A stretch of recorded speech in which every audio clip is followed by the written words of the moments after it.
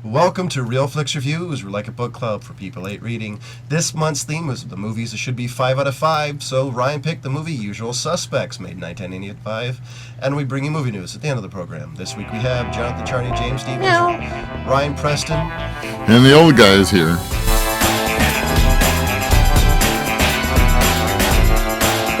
So who has the description of this movie?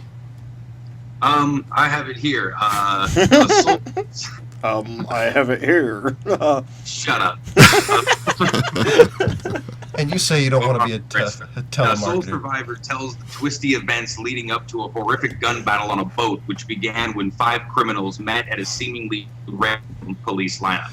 Yeah, so this is one of the things, this description, back to IMDb, who the hell writes these damn things? Crackheads. One kind of important section took apart on the boat, but wasn't there a whole bunch of other crap? Yeah, there was a lot of stuff. It'd make you feel like somebody who writes in Twitter words. It's 124 characters. I mean, it's ridiculous. Bit description.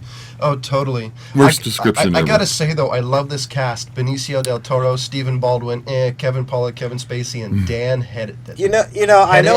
Hedaya. I know Kevin Spacey's the main character, and everybody gives him a lot of credo for playing a retarded gimp guy or whatever the hell he was supposed to be. Dude, Benicio del Toro plays a fantastic freaking role. Oh, he does. I mean, just amazing. Even though you can't understand half he says. It's I can pretty understand funny, his isn't it? damn self fine. I wonder how hard he had to work on that. Probably pretty damn I hard. mean, you gotta learn to mumble. Probably not. Look, he's from a pretty intensely cultured place. I think in like New York. I think he's Puerto Rican, and you gotta just crank that it probably up a wasn't that hard for him to know somebody who probably talks just like that. Yeah. Yeah, he probably did. He probably grew up with a kid that it's- talked like that, and he said, "That's my inspiration." The old guy here and I were watching it together, and half the time he turned to each other. Did you hear what he said? No. Did you? A little. A couple times we rewound it just to see if we could understand what he was trying to say. I love it, though. It took me about the third or fourth time before I really started laughing at the things that he said. Oh, dude, they're hilarious. But I actually thought he had the breakaway role. When his character got iced in the movie, I was like, no, he was the character I liked the most. Because he was kind of like, eh. Yeah, he didn't really give a shit. The combination of him and Stephen Baldwin, I really wanted a sort of a prequel movie of how they worked together over a lot of years. Oh, wouldn't that be fantastic? Even though That Stephen would be a Baldwin's great buddy movie. Even though Stephen Baldwin in this movie can fire a bolt-action rifle without actually reloading. I know. I thought the same thing. I watched him hit the thing. I'm like, really? Actually, I didn't notice The rifle scene was wrong, and Yeah, we watched it a couple times, and what was happening is he had a bolt-action rifle that was acting like a semi-automatic, I know. and they cut away. Every time he was meant to turn and do it, the scene would cut.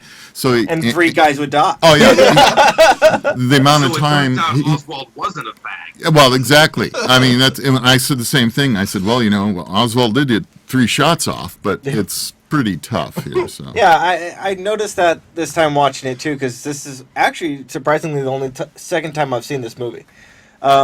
And I noticed that I saw him go the bolt action, and I remembered watching it previously, and I'm like, I think I missed that last time. I think I didn't recognize that he had a bolt action right there, because that's not how this scene works. Well, you got a couple of gun guys here. We're not going to miss that. Because really? Because I remember when I first time I caught it, I just remember I was telling the guy, like, we both remember the first initial load. First time loaded. Then after that, I don't remember any of it, so we rewound it and go, wow, Oh, he shot 3 mention, people. I actually do remember him racking a bolt back. Yeah, It he The does. very first time. Yeah. Yeah, the very when When he's first getting sits ready. down, he pulls it back. Right. But what you wouldn't see is the fact that that type of rifle that kind of throws you off your aim, so you got to realign a little bit, and so I just thought it was Yeah. funny. Anyways. Yeah, the view that they gave you was sort of from the front, Yeah. looking down. Couldn't really see. All you really see is the magazine kind of hiding there, and then you just Hey. used a semi-auto. We decided that this is one of these movies that has the magic guns. They never ran out of ammunition. Insta-give. He could shoot. Same thing with the MP5s, those obviously probably had 400-round magazines. Oh And yeah, on top of absolutely. that- And so it's okay. Was I the only one that was getting frustrated by the gangsters? Yeah. I thought that was hilarious. Where's my side sight? Yeah. I was like, are you guys serious? You guys are supposed to be professionals.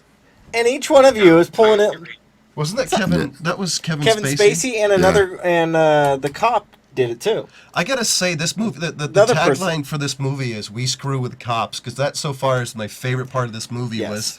Was, especially in the beginning when Kevin Pollak's character was messing with the cops. Yeah. I that's my favorite scene in this whole thing, because Yeah. the cops get pissed and start beating him up, and he's like, with his hand up, not being able to. He's like, "What?"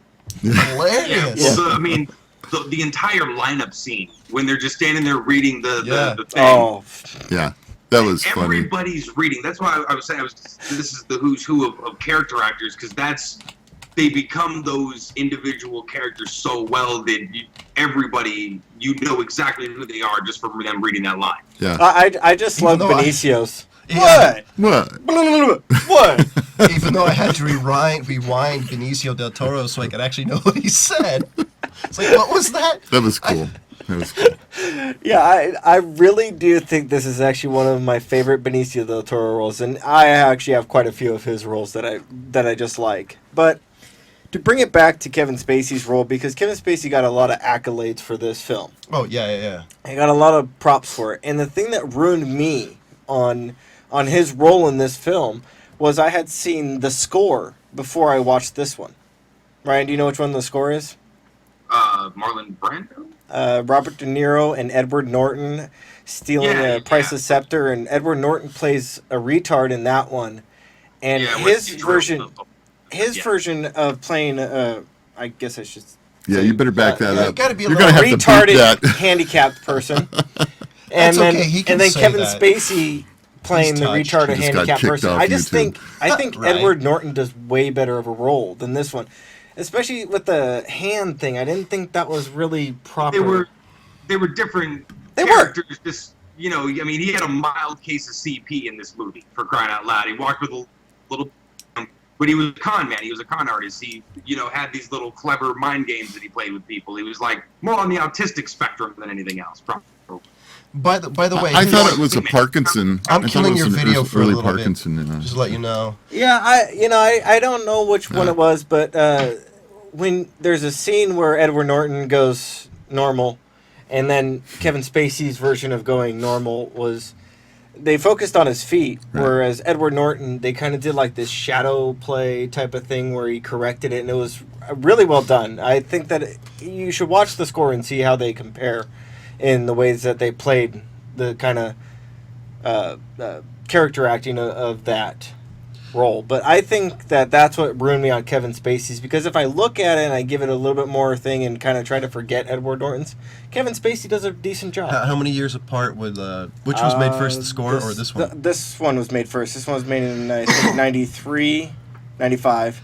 And the score was made in 2001. So 6 years difference. You know gotta what? I want to give Spacey props on this anyway, because just imagine having to film all the scenes that he did, holding his hand like he was, and walking scenes. That's got to be hard on you. And because it's how many takes? 20, 30 takes and he doesn't things. switch, because Yeah, a lot he- of actors, when they act like that, they'll switch hands or switch Or- foot. yeah. He stayed He pretty. stayed pretty good to character. Yeah. And that one scene was the second heist. There was the first heist that went wrong with Stephen Baldwin dual wielding. I was imagining Achievement Unlocked, like the Xbox thing.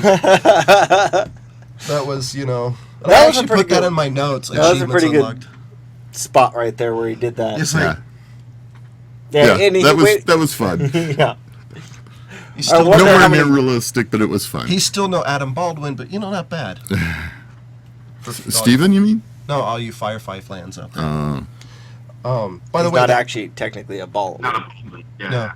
By the way, Well, he is a Baldwin, but not one of the Baldwin brothers. Brother. Yeah, not one of the Baldwins. he may be a cousin twice removed. You never There's know. there's a relationship there somewhere. I don't know gotta what it is. say though, that's the longest 2 hours in history, as far as this interview going.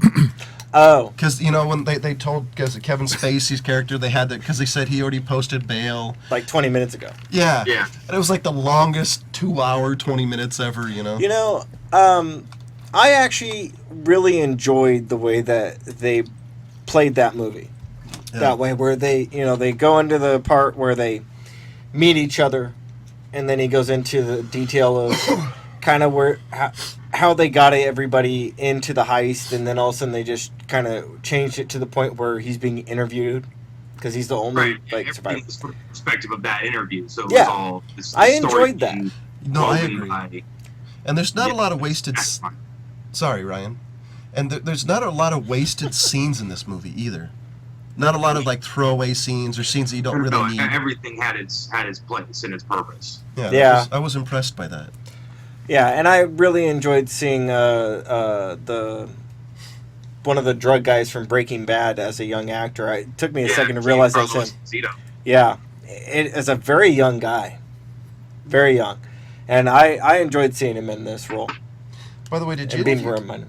any of you guys catch Clark Gregg in this movie? You know who he is? Yeah. It was it like a scientist or something like that? Yeah, I didn't actually put that in my notes, but I was surprised he was in this because Or a doctor. because if you guys don't know who he plays Agent Coulson and Agent S.H.I.E.L.D. and almost every Right. Oh. Iron Man or Marvel movie.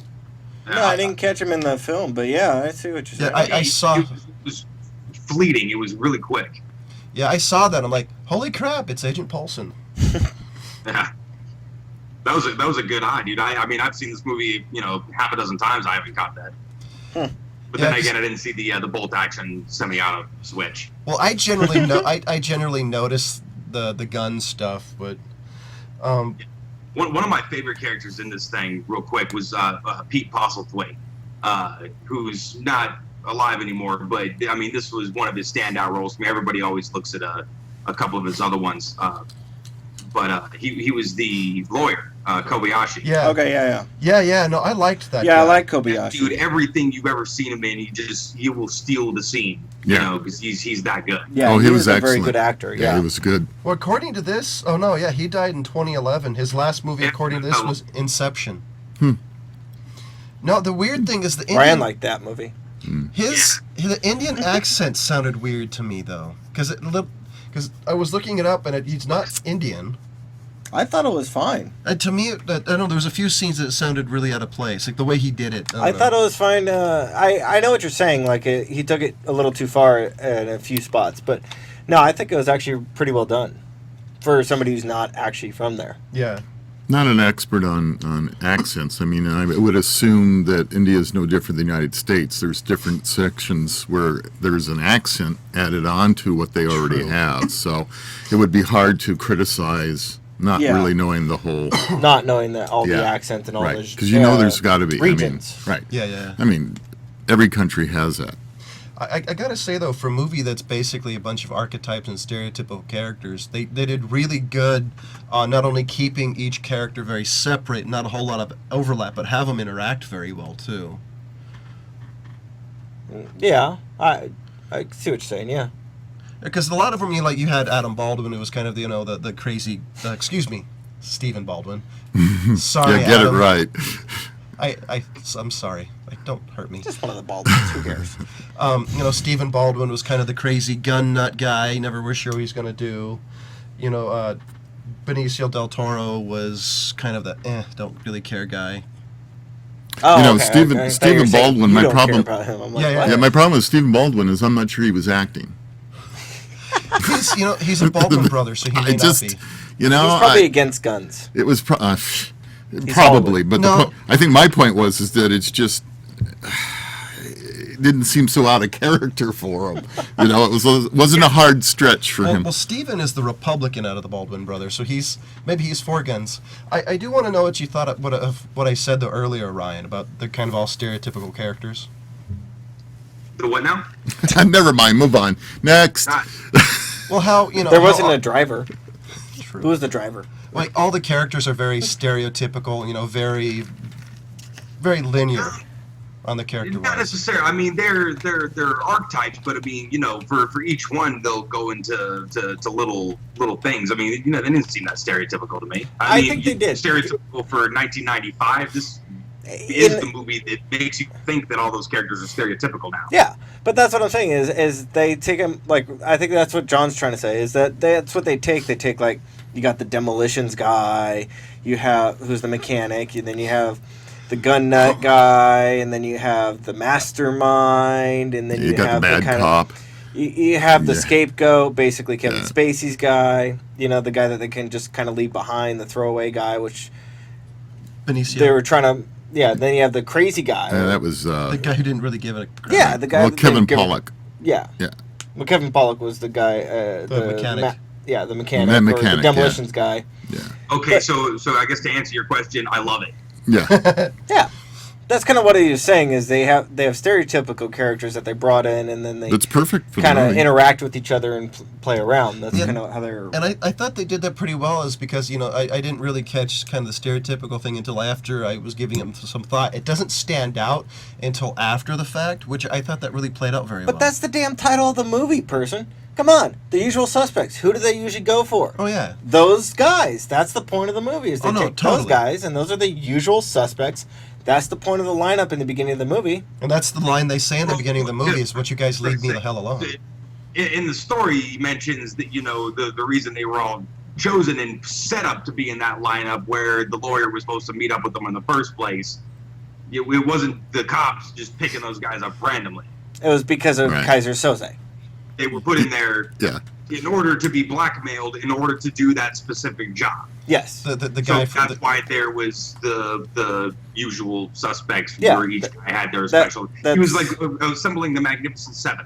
But Right. that's what I think it was Stephen Baldwin said in So the it makes sense when they that they were would- locked up is they never take a bunch of criminals and all put them up in the lineup. They usually use bums or people they find off the street Right. Right. to put in the lineup with the actual criminal so that they can pick them out. They don't put all criminals in there.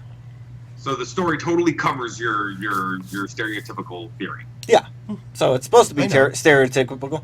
That hence the title of the movie. Usual Suspects, yeah. But it's not something, because I've seen some movies that use very stereotypical characters, and they're all blatantly obvious. Yeah.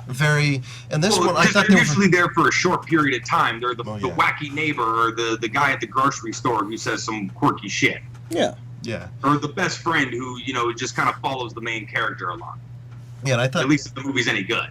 yeah, and I thought they did a really good job of that, honestly. I was thinking about what was my favorite scene in this movie, and I was thinking towards the end, at the very last scene, where the sergeant he was in the sergeant's room, and Spacey had already left, and he's got a cup of coffee, and he's looking at the Yeah. bulletin board. And Right. it all comes Yeah. He's looking at the bulletin board, and he's seeing the names and the guy, and he's relating the stories to what Spacey was saying, and then it's all of a sudden, where it all agree. came to. I thought that was a well done scene. I really thought that. that I was good. agree. The first time I saw it, I thought that was a really well done scene, and even still, I think it's a well done scene. But for me, it was a little disappointing because it was just one of those that I'm like, okay, it's a total whodunit movie, Mm-hmm. and I think the one thing that threw me off was the kind of Desperado-esque as he's telling the story of Kaiser Soze killing his family, and they In have Turkey. a character that looks like Antonio Banderas, Yeah. and in Desperado, Yeah. the long ass hair Right. and everything. It's like, that's not you, Spacey. At least it didn't have the But, guitar. it was like, it totally, I guess they gave me too many hints the first time I saw it, and I knew it was going to be Spacey, but I like movies like that because I love to try to figure it out before they tell you. That was actually my first question is, how long into the movie until you figured it out? The first time? Yeah. Because the second time I knew right away. Well, yeah, the first time. Because, ladies and gentlemen, if you don't know, James, I've known this guy forever. I've been in movies with him, like the 5 minutes. He's like, this guy. It's like, no way. It's like, you asshole. You were right. At the end of the movie. Do you want me to He's tell you done all you want me to tell you all the twists and turns too? Yeah. So It's like no, it's but So how long? Because I'm dying to know. I think it was right when the turkey. Kobayashi came in with all the envelopes and passed them out. That's when I really knew. Oh, Right when he passed out all the envelopes, I'm like, dude, come on. Okay, this is just getting old, dude. I know it's you. Okay, then I'm impressed. That's actually not too bad. Because, and then, that was my first hinting, and then when he's standing up there and they took his, what was his name? This guy, the actor's he's character's name. Gabriel. Dean Keaton. Yeah, Dean Kane. Keaton, when Keaton's girlfriend was downstairs and they were holding him hostage, and just kind of the way that Kobayashi and Kevin Spacey looked at each other, I'm like, okay, that confirms it. Because he gives him a look right there that if you don't know it's actually him, you kind of figure it out. Because he's looking at him like, I got a gun in my head. How far are we taking this? Type thing is when he looks at Spacey. If you watch the movie the second time, you'll get to see that. Anyway. So, Ryan, what do you give this movie? The 5. And That's the point of the theme. I know. yeah, for less. The reason He better be giving it a 5. I know. There's no wasted scenes in this movie, as far as I can see. There's nothing that I would say needs to be edited out for any reason whatsoever. Everything is awesome, and all the scenes individually were executed incredibly well, moved everything along. The pace of this movie was perfect. The writing was good. It was a whodunit, but not really told in your standard way. So it kind of, I didn't really get it until Spacey shot the dude in the head who had all the coke and whatnot, because that seemed really deliberate. Yeah. Yeah. And that was only a hint. And then I'm thinking, nah, it's probably not. I had a couple moments where I'm like, nah, I'm overthinking this shit. But it's one of those where you are in your head while you're watching this movie. And even after who did it, this movie is still fun 5 or 6 times later. You know, it's one of those, you don't even have to know somebody who hadn't seen it. So, Rob? So, This is the one. first of all, I had a really good time with this movie. It was a lot of fun. It was a real kind of whodunit, who's doing what, twists and turns, and I liked the fact that I'd never seen the movie before, and it was like, hey, this is pretty cool, you know. It was, the beginning did drag a little bit, but that's okay. It was a setup, and I understand it, and so I really enjoyed it. I had a great time. With that said, for me, it's still a 4. I still don't think quite there. Cinematically, and some of the other things that were done with some of the mistakes that they made and such. For me, I'm nitpicking, yeah, but for me, it's a 4. James? You know, if I go back to the first time I saw this movie, yes, I like I said, as I compared it to Edward Norton's acting ability in the score, but you know, I still think, like Rob said, you know, even though I figured it out, I still had fun with the movie, and that's actually where I come back to it is how much the first time did I see this movie, did I enjoy it, and did I kind of get into it? And that one, I'm kind of on the fence, but I think I'm going to go with a 5.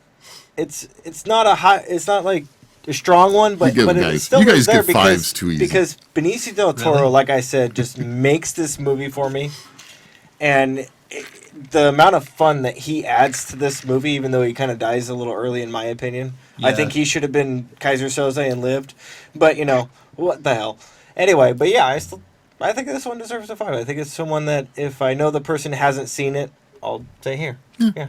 No, I'll agree. I give this movie a 5 out of 5 on the sole reason that it was entertaining enough not to make me pick it apart in the first 20 minutes, which is I have a tendency to do.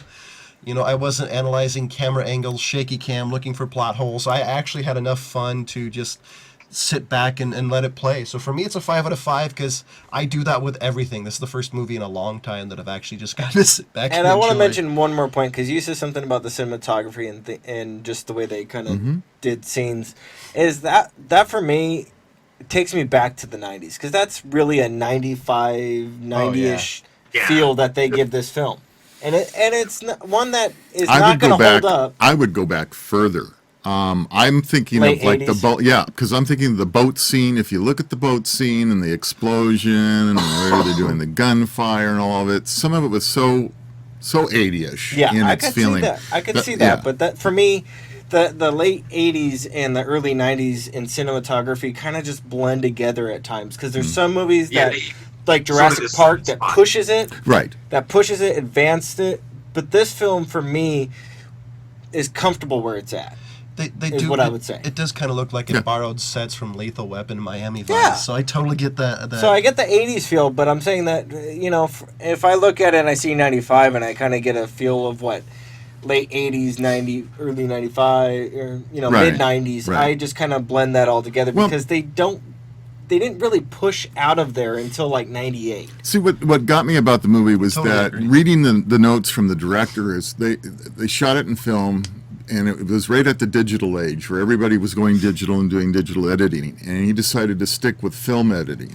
So it stayed to the period, basically the end of the film period Yeah. before digital editing was coming. That So- actually explains a lot because that Yeah. explains the look and the palette and the feel of Yes. of the movie. Yeah, I think so, and I think that's part of it. But I think that's why I only gave it a 4. Is I'm thinking, gee, maybe we could have done a little better here on Oh that. yeah, But, they definitely could have done it better. But excuse me. But I don't get me wrong. I love the movie. I'd highly recommend it to anybody Yeah. out there. so that's the one thing I just want to mention, because that's one of the things I did notice as well. But I was just kind of looking at it as 95 and just kind of, it's that area. And Singer's like first movie, big movie. Yeah. I mean, Right. on a $6 million budget. Yeah. I mean, this movie's made that studio a fortune compared to that. Yeah. But it was funny reading some of the stuff on the background on it about it, how much this movie was not mentioned in many areas. It was like a movie that was made that people didn't know about. Yeah. Well, it wasn't shown on very many screens when it came out. Mhm. I mean, it was on less than 50 screens, I think, all over wow, the country. 50? I mean, so the big cities would have had it, but everything else, sort of middle America, would have never really picked it up. And I mean, it became such a cult classic Right. afterwards. Right, yeah. You can't not find this thing on somebody's, top 50 list. So Sure. James, you're up. Yeah, I was gonna get there.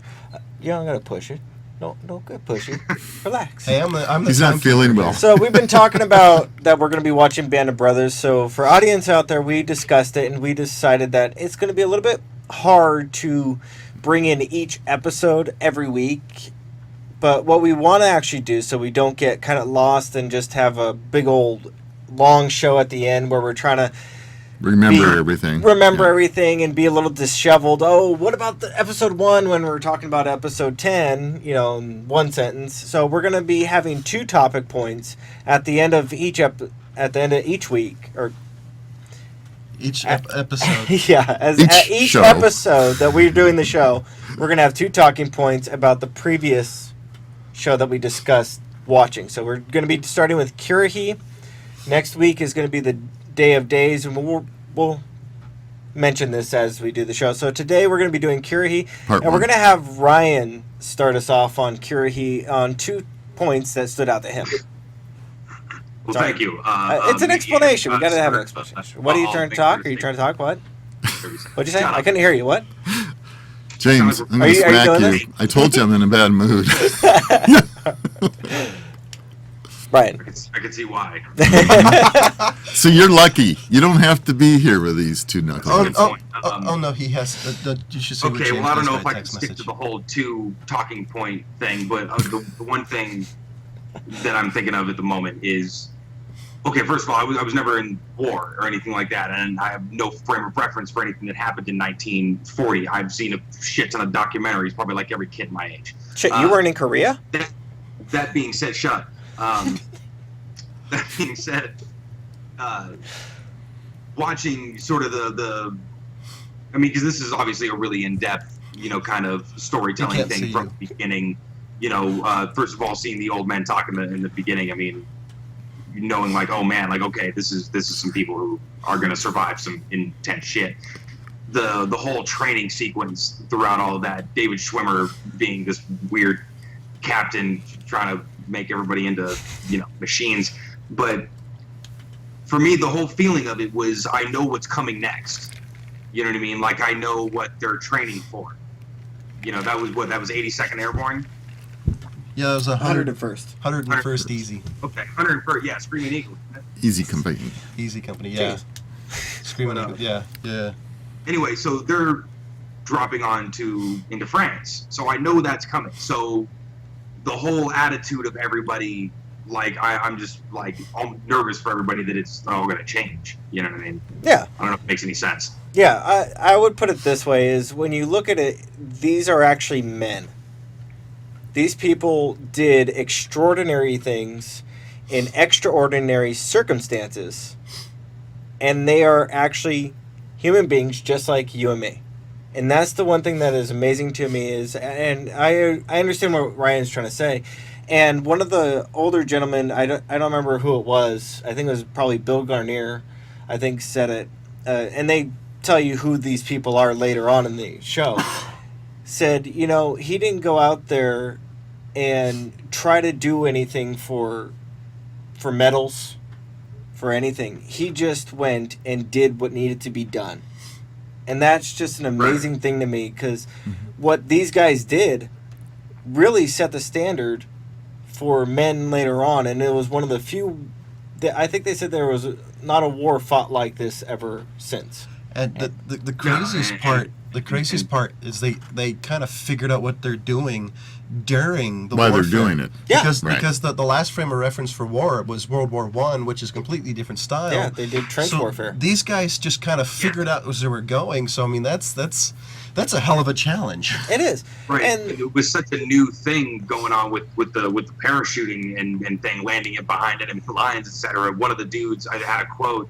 One of the men had a quote that they didn't volunteer to, be the best of somebody, or to be heroes. They volunteered knowing that the guy that's next to them is going to be the best. yeah.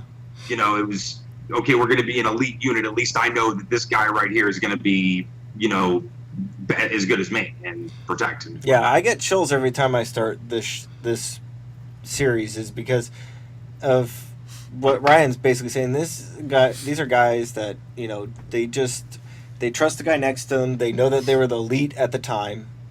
They pushed it, and they did. It's just crazy to think that they actually did these things, because there are so many.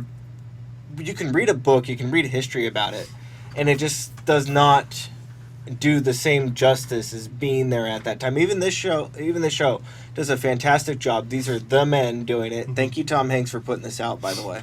And have you noticed, real quick, that everybody that they cast in that thing looks like they could have been born in 1920? yeah, They did it on Ron purpose. Livingston has such a lantern jaw, like some shit from the 1940s.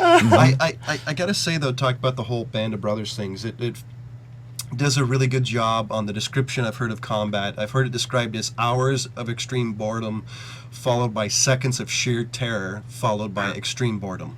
yeah. And I thought by doing this show, it explains I thought they did a good feel of that, just that second of shit. Yeah. And then, okay, now we're bored again. But the thing I is, liked that. is on this episode, Kurahi, I think the things that actually stood out to me, like Ryan said, is that they put themselves in this elite group. Yeah. They wanted to understand that the person next to them was the best. But I think it also really comes down to is the Easy Company, who actually was probably the best company in the entire war at that time. They have to give it to their trainer. They really do, because he put them through hell. And it was fear that drove him through the entire thing. I mean, which sort of came out the later part of the episode was, him standing at sort of the door like, oh shit, now here it's getting real. Yeah. Before I was just kind of loving the power that I had, but at the same time, his insecurity made for an incredibly good unit. Yeah, it did. I gotta say, though, I mean, 3 miles up and 3 miles down. I never watched. I didn't see this when it originally came out because I hate David Schwimmer with a passion for some strange reason.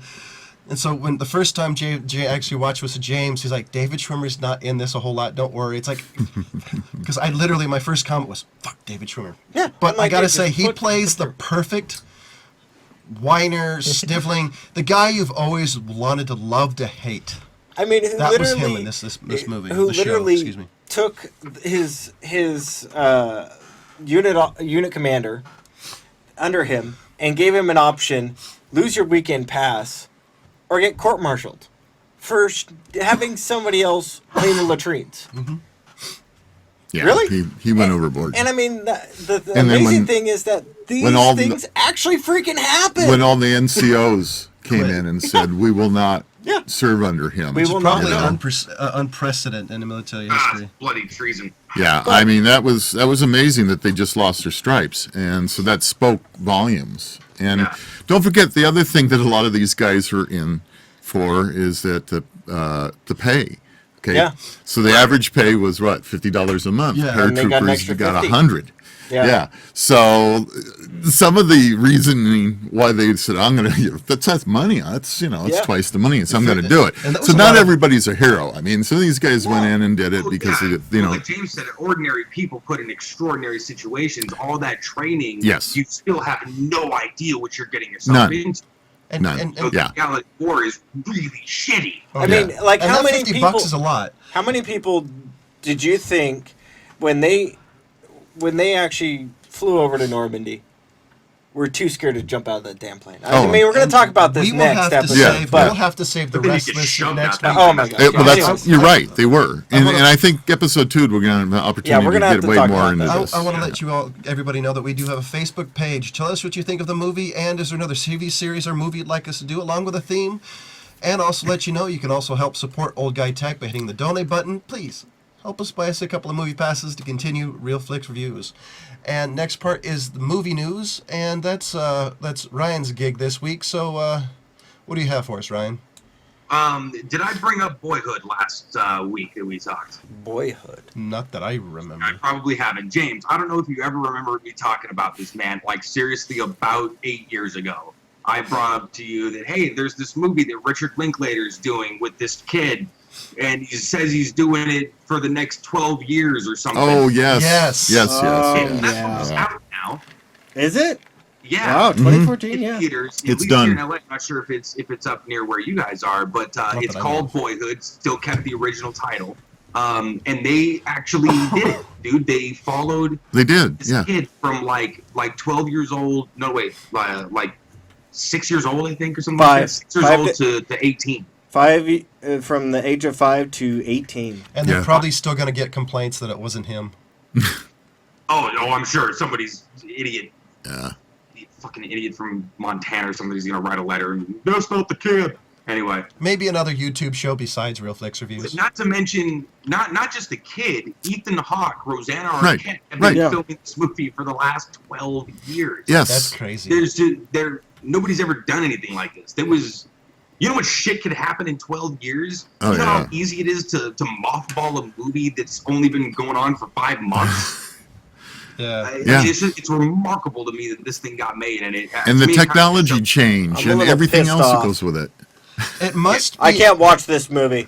It must be a labor of love because there's That's no, okay. There's He was no, hoping for hope and change. He'll probably because change. there's no way this movie would have gotten made without it really being a passion of somebody involved with it. Because the way and Hollywood is. somebody like Richard Linklater that a studio would be like, yeah, you're just weird enough to pull that shit off. Yeah, You know? I agree. He's weird enough to pull it off. But not weird enough to hire Johnny Depp, thankfully. I mean, but Ethan Hawke, what an interesting, Choice. I Yeah. wonder how the paycheck sort of works out on that, because obviously they can't let you go broke 6 years into this, right? They probably gave How him much did the enough for a movie end small up apartment. costing to make, out of I don't know, curiosity? that's a damn good question. I'm going to see if I can find that out. Talk amongst yourselves. That's right. So, anyway, move on, huh? we can discuss that we're going to be doing Quarantine next What? week. The next episode of Band of Brothers. Just say part Shit. 3. Part 3, No, episode we're going to 3. do part Quarantine. 2, part 3 we're going to watch. And, Each episode has a title. We should probably yeah, give it the title. Quarantine. That's why they put numbers. Episode 3. Numbers, episodes. Oh, because you can't Okay, read it. they're The font's too estimating the small. budget at There we go. $2.4 million for Boyhood. You say 2.4? How much? 2.4 That's it? million estimated for Boyhood. What is Wow. that? Does that change from Wow. the casting couch? Yeah, seriously. Yeah. That's what. Well, no wonder it was made. People were willing to gamble on it. Yeah. Really? Quite a bit of money. Yeah. Wow. But for, that many years. I mean, he cast his daughter as the other little girl in it, so it Yeah. saves some money there. Yeah. True. It probably cut corners. She still had to get union scale, which then was probably $50 or something. So, day. do you have any other news, Ryan? Oh, I think we should be. Well, not really so much. All the news really today is just rumors and stories of remakes coming out. So I figured Really? I'd turn his attention Gosh, you towards the think? past for just 10 seconds and say that this week in 1989, Mel Blanc died, Yeah. and that was one of the true heroes of not just cartoons but cinema in general. Absolutely. So go out and watch a Warner Brothers cartoon. Yeah, if you people don't know who the hell that is, go look him up and watch his crap. The man of If you don't 1,000 know who he is, voices. he was everybody. He Literally. There is a everybody. documentary out with his daughter, and she talks about the history of everything he's done. And you guys, if you get a chance, you want to look it up. Is that like a 7-hour documentary? No. It's like about 2 hours. It's not a real long one, But she talks about she went with him a lot as a child and was always in the studio watching him get in the character. Wow. And he actually, you know, not only was he doing his voice acting, but he would get in the physical character as well. It was fascinating. It was very, very interesting. So that, you know, if you get a chance to watch that, that was cool. I would love to see it because he looks like Peter Lorre. I know that's a state reference, but he really look up Peter Lorre. Yeah. So, ladies and gentlemen, next week's movie is the old guy's pick. So, what movie are you picking? So, since you told me you were thinking about one of the things you were going to do as a movie that you were from a childhood that you remembered. So, this movie almost fills two things for me. Really? So, yeah. This is a movie made in 1963, probably one of the finest movies ever made, called The Great Escape. If you guys haven't seen it, starring Steve McQueen, James Gardner, Richard Attenborough, Charles Bronson. I mean, it just goes on. James Coburn, David McCullum. So it can't be from your kid because this is a talkie. Yeah, no. So anyway, this is what I consider a true 5 out of 5 movie. I mean, it's just The Great Escape. Yeah, it's incredible. 1963. Young critiques. What? So let's see how this movie holds up to the younger critiques. That's right. That's right. So, you haven't seen this yet? The hell? You haven't seen The Great Escape? ladies and gentlemen, I gave the movie the Usual Suspects a 5 out of 5. Usual. James gave it a 5 out of 5. Ryan gave it a 5 out of 5. The old guy playing the Russian judge gave it a 4 out of 5. Right. Next week's movie is The Great Escape and Episode 3, A Band of Brothers. And as usual, we'll see you next week. Bye. Bye.